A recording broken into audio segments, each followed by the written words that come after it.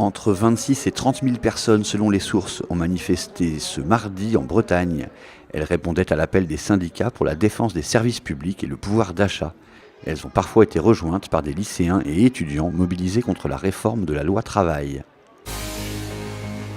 Les 17 policiers municipaux de Vannes seront désormais armés. Le maire David Robot leur a remis ce mardi matin leur pistolet semi-automatique des 9 mm. Le dispositif était réservé aux volontaires, mais tous y ont adhéré. Les armes devront être déposées chaque soir en fin de service dans un coffre-fort.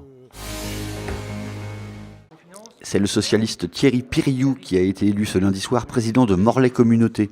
Il a recueilli 30 voix contre 20 à la candidate Les Républicains Agnès Lebrun, maire de Morlaix. Thierry Piriou, 61 ans, maire de Pleyber-Christ depuis 2010, succède à Jean-Luc Fichet. Celui-ci a démissionné de son poste pour se consacrer à son mandat de sénateur. Le Finistérien Maël de Calan sera bien candidat à la présidence du parti Les Républicains. Le jupéiste a fini par engranger les signatures des 13 parlementaires et 2347 adhérents exigés. Il devrait être opposé au grand favori, le vauquiésiste Laurent Wauquiez, et à l'ex-filloniste Florence Portelli.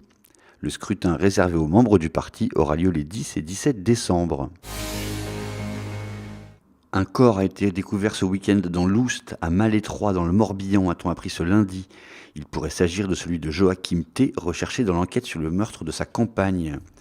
Le corps d'Aude Ledoux, 34 ans, avait été retrouvé il y a 2 semaines au centre de Vannes. Il gisait dans son sang, dans son appartement, porte verrouillée. Le 12 octobre 2016, le coquiller L'Enfant d'Arvor faisait naufrage au large de Bréhat, dans les Côtes-d'Armor.